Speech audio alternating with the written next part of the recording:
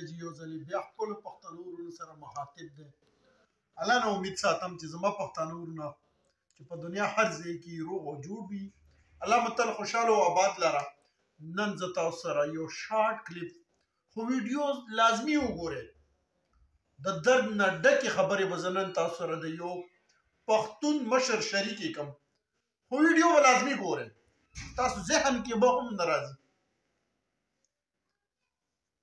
یو سپین ږیری شپېته کاله عمر 15 کالو نه زه پیژندم بجاوړ سره تعلق ساتي.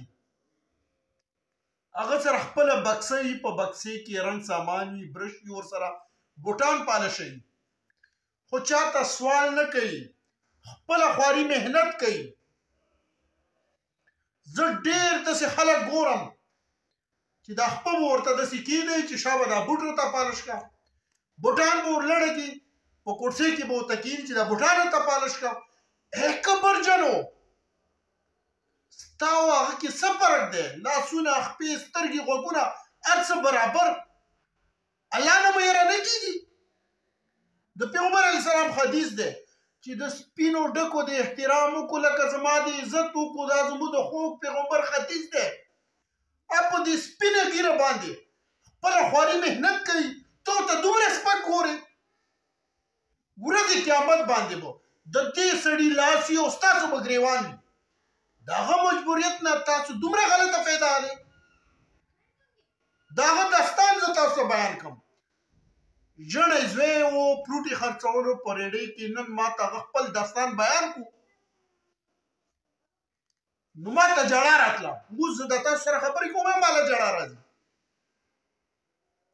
پلوټې خرڅولو ریډۍ کې هوایي فایرینګ وشو، په دې اورمیږ ولګېدو. بشرزوی و هغه وفات شو. زموږ پښتانه په معمولي خوشحالۍ باندې هوایي فایرینګ کوي،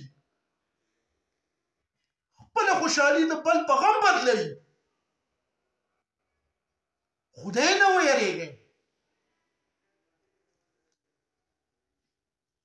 دا د هغه نمبر دی، بجاوټ سره تعلق لري، شیر زمین نمیږي، انپړه دی، تعلیم یې نشته. تاسو کولی شئ چې د سره رابطه وکئ، د سره میلاو شئ، د ده امداد، د ده مرسته وکئ. دې چاته سوال نه کوي. خپل ماشومان چې شپې 3 بجې په خوب کې وایي چې پیزا، مخې سره شپې 3 بجې ته هغه ته پیزا آډر کړي. د بل مسلمان پښتون ورور خوم غم سوچ فکر ځان سره پیدا کړه. 2 روپۍ څه پیدا کړي چې بیا ورته خپه کېدی چې شابه بوټ پالش کړه، بوټان ورته ورلړه کړي، بره په کورسۍ کښېني چې شابه دا بوټان پالش کړه. تا چېرته د هغه درد احساس کړی دی؟ تا چېرته هغه نه تپوس کړی دی چې په تا باندې څنګه وخت تېرېږي؟ زما دا سختې خبرې چې په دنیا هر ځای کې زما پښتون ورون وي چې د هغې تکلیف درد زه واورم، زما دا زړه خوږېږي. زړه د زړه د سوخت نه زه تاسو سره دا خبرې شریکوم چې خپل پښتون ورور ته لاس ورکئ، هغه سره مټ په مټ ودرېږئ. الله او الله رسول به درنه خوشحال شي. دا نه چې یو مړ کېږي بل یې سر ته پراټې لټوي. هیڅ کله نه.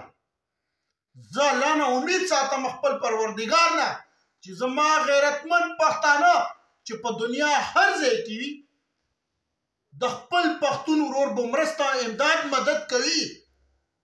ځمکې ته به نه لړه کوي چې کوم کبرجن، تکبر، غرور، لویه نه ډک خلک. زه الله ته دا سوال کوم چې الله ته هدایت ورته وښیې، ته ورسره پوه شي. بلال جاجی یوټیوب چینل سبسکرایب کړئ، بیل بٹن دباو کړئ، خپلو ملګرو سره زما د زړه خبرې شریکې کړئ. وسلام.